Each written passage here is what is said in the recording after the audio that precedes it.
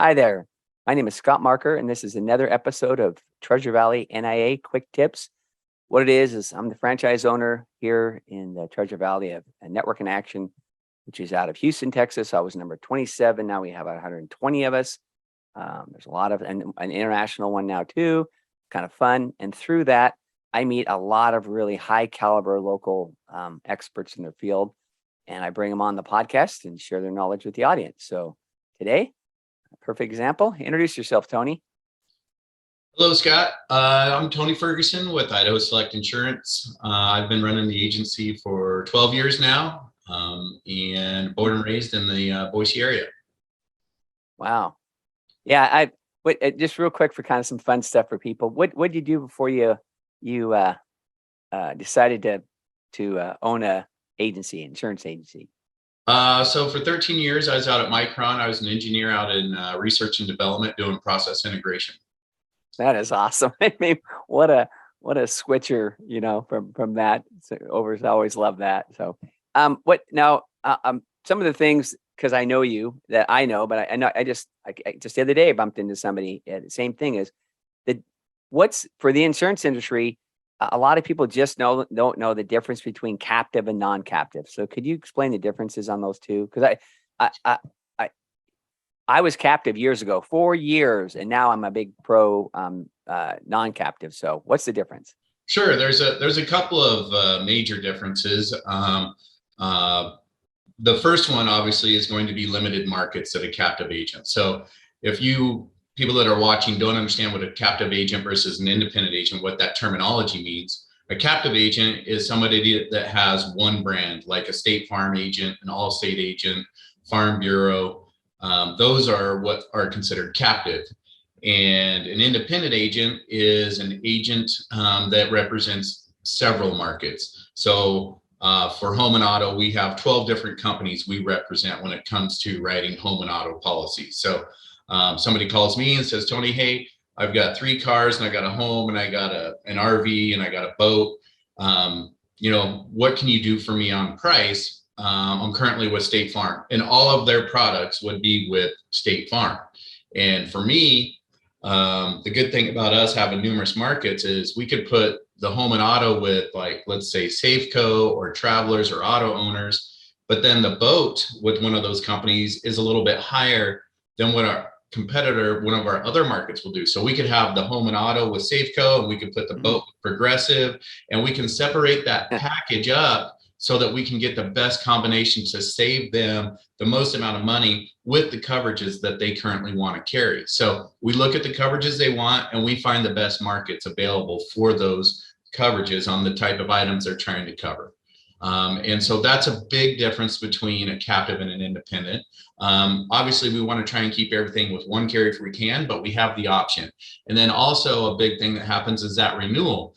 With a captive company, depending if it's a 6-month policy or a 12-month policy, you'll get a renewal saying, hey, here's your new auto renewal rates. And with a captive company, you kind of just have to say, oh man, my rates went up 10 or 15%, but they can't really do anything about those rates unless they want to reduce some coverages. With us, if your rates go up 10, 15%, or an amount that where you're like, can we shop these rates? Can we do something to try and get us back down to where we were last year when we started?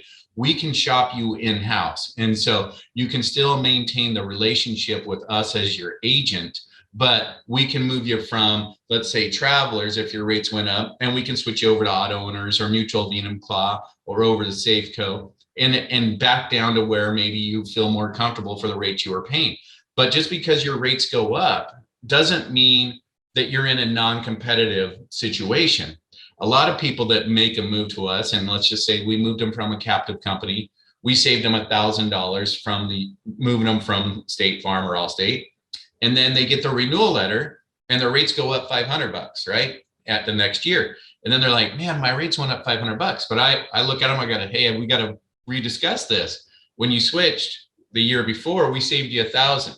So we're still saving you $500, even though your rates went up $500 from where you were before. So you got to kind of look at that. And just because your rates go up with one carrier doesn't mean that carrier is now not competitive, because all the rates right now in the insurance industry are kind of going up because of different things we'll get into later in this conversation on other questions. And the last thing I want to talk to you about, independent versus captive, is that an independent agent works for the client.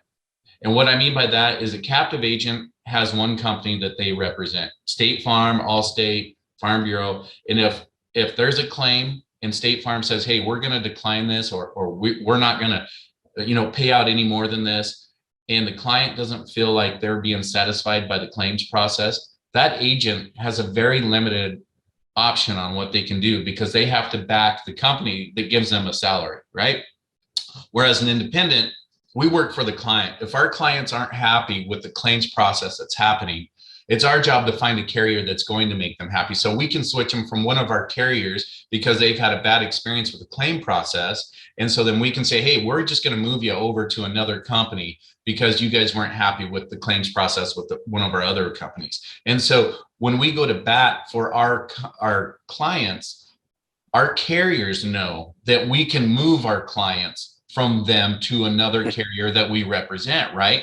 So your claims process with an independent agent is everybody's on board to make sure that our clients stay happy, because we can just start rolling a whole book of our clients over to another carrier within house, and it doesn't take any shopping or anything. We can just start moving them over. So the whole claims process and everything as an independent, you're really going to get more of a personal touch, where people really want to make sure that the client is satisfied with the process, because we know that we can move them at the end of the day if the carrier's not taking care of them. Well, that's a great explanation. Actually, I learned a few things, and I thought I knew pretty much what the difference was, but there's several different things I learned off of that. And one of them was, I never thought about it, is that you have, something else you want to insure, and it just doesn't fit, your house, your automobiles, and the boat is what you mentioned. That's a great one that, usually it's going to all be under one, but I love the fact that for whatever reason, they're just not competitive. And so you can, get them in insurance policy just on the boat. Yeah. I thought that was great. Awesome. So I got a cheat sheet here. So here's one. So what makes you personally stand out? Okay. In the industry and above other, either captive or or independents. Sure. Yeah.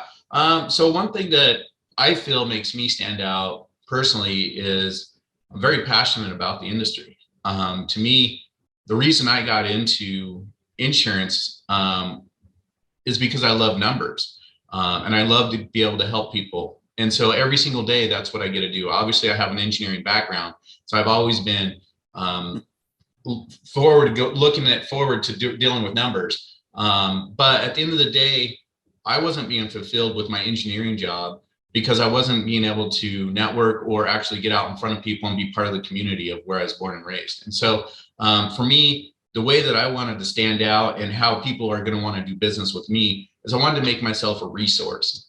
And what I mean by that is everybody can use insurance. Everybody needs insurance: auto insurance, home insurance, renter's insurance, life insurance, all of that. Everybody needs insurance. So everybody in reality could be in connection with me and I can help everybody.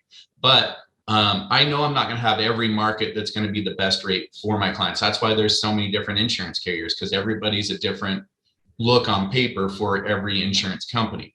And so if I don't have the right market for what somebody needs, I have been in the industry long enough that I can direct them down to who they should go talk to, right? If we don't have the proper market or we don't have a product that will cover them the way they want to be covered, I can say, hey, I know what you guys currently have. You need to go talk to this person and they can help you out. Even though that's pushing business out the door, those are the people that actually come back to me later and say, hey, you couldn't help me a couple of years ago, but you really helped us when we needed something and you couldn't. You directed us where we should have went, and we never would have known that. And so that pays itself over tenfold, right? Or they send friends and family to us because they're like, hey, reach out to this guy. He couldn't help us, but he told us where to go. Like, that's, to me, if you're always looking out for the best interest of other people rather than yourself, that it's going to be a way better way of doing business. And so that's one way that I make myself a resource and I want to stand out, is I really want to look out for what people's best interests are. And another way that I resource is by hooking up with people like you, Scott.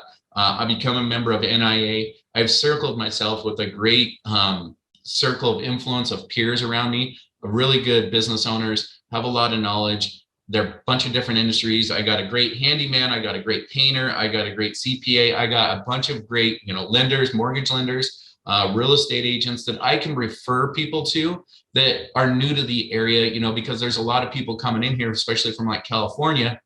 They don't know who to reach out to. And I always tell them, use me as a resource. I want to be your yellow book. If I can make myself a yellow book, and anytime they have any kind of need besides insurance, I want to be able to refer them to someone that they can trust. And so being able to be that resource makes me a more valuable agent than just trying to do insurance all the time. And that's what I really want my clients to feel from me. Yeah. And that's one thing that I really, and I appreciate the kind words too. But that's one thing I like is that when people have referred business to you, I hear the same thing over and over again, is that, just a great experience. Tony went above and beyond and did a great job. Or they say they didn't hear anything. And when they finally reach out to him, they go, oh, it's done.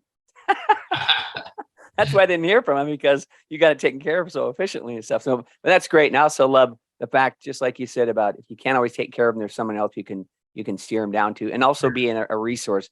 That is so important anymore. It's there's just so many different options out there. Sometimes it gets confusing, and it's nice to have someone like you that can come to him and say, hey, I need a good painter. Do you know a great one? And well, you do. You can pass them on. So that's always great. But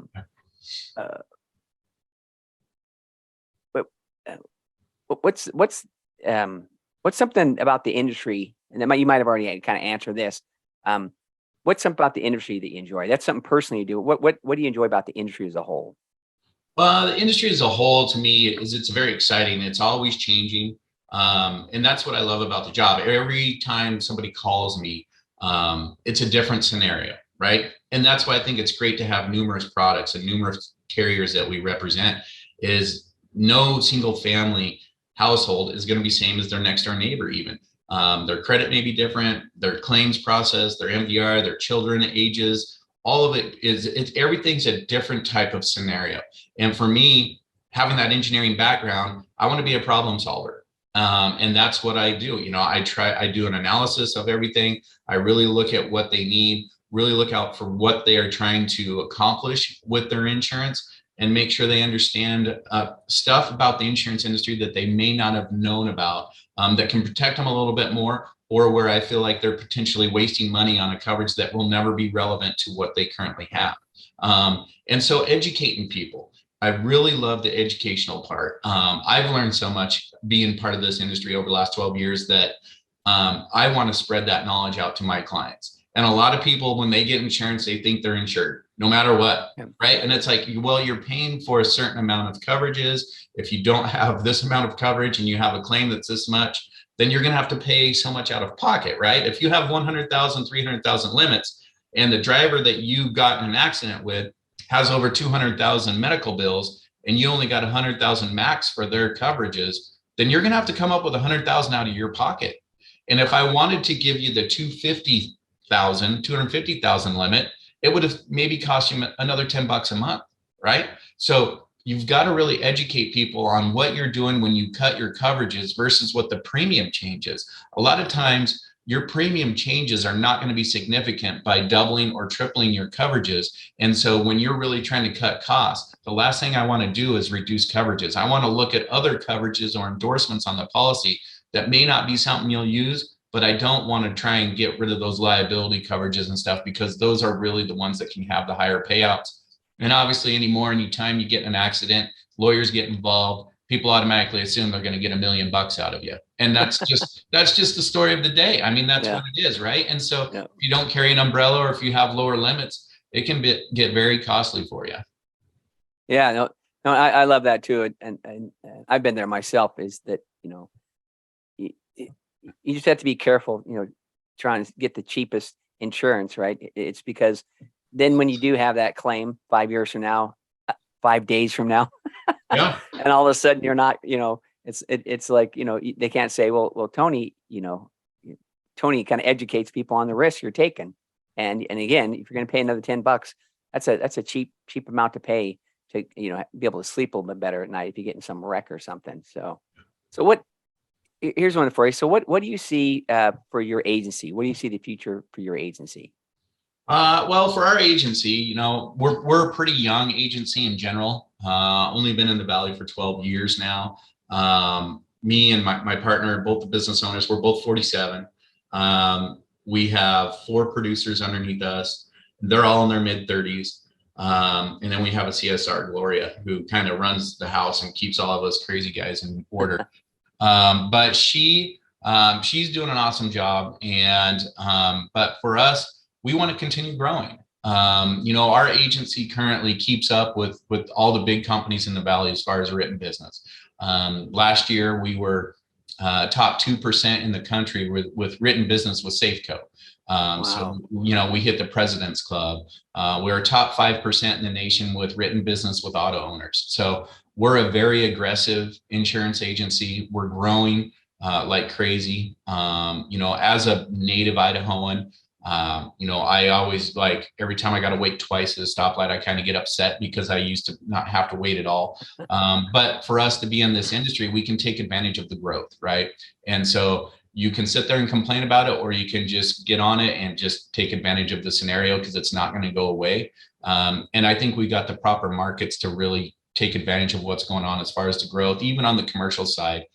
We got really good contractors markets, for painters, handyman, HVAC companies, stuff like that. So we've got really good markets, and we want to be able to produce several different rates for people when they call us, and want to make sure that we understand what they need. And we want them to feel like they're properly covered when they're done talking to us at the end of the day. So I see us growing quite a bit more. We definitely want to bring on more agents. I think that's a great thing. The insurance industry in general, unfortunately, I'd like to let everyone know that I think rates are going to continue to go up. A lot of the reasons why the rates are going to continue to go up is because of the technology that's put in cars. Means that the claims are costly, a lot more costly than they were. And there's a lot more distractions on the road. People have cell phones, they have all sorts of stuff going on. They're not paying attention. A little fender bender that used to be, $500 to $1,000 to fix. Now with all the sensors and airbags and stuff that can potentially go avoid, that $1,000 fix is now $5,000, right? Those insurance companies have to recoup those costs. And the only way they can do it is by increasing those premiums. Idaho, 4 years ago, we were the 49th cheapest in the country for insurance rates, right? We're definitely not 49th cheapest anymore, but we were very spoiled. And so now when the rates go up in Idaho, people, Idahoans specifically, are like, oh my gosh, my rates are so high. We're still a lot of times half or a third of what Californians are used to paying, so we're still very spoiled. But these insurance companies, the auto insurance industry is not profitable right now.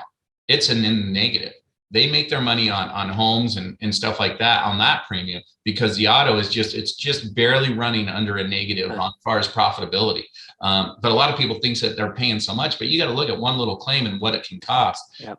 They add up really quick. So that's just kind of what I wanted to kind of give people a heads up. That's the reason why costs are going up.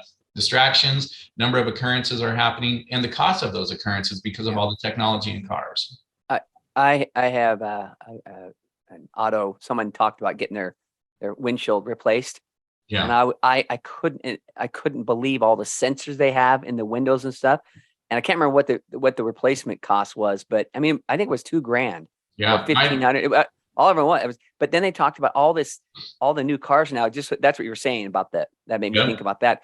All the new sensors that are in windshields now that make them cost a lot of money. They're not just replacing the windshield. It's replacing like a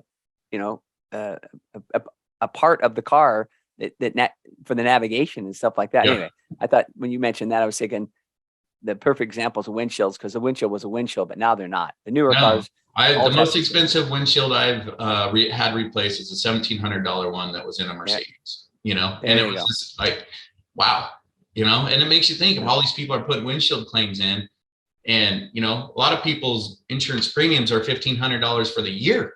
You do a $1,700 windshield claim, and that company's at ground zero, right? I mean, there's no profit there. So yeah, it can get very costly. Awesome. Hey, well, I really appreciate it, Tony. It's great. If someone, I'll put all the contact information in the show notes too, but What's the easiest way if somebody wanted to reach out to you? Well, you definitely give me a call, or you can send me an email. My phone number, 208-473-2406, or my email, Tony@idselectins.com, or you can find our website, idahoselectinsurance.com.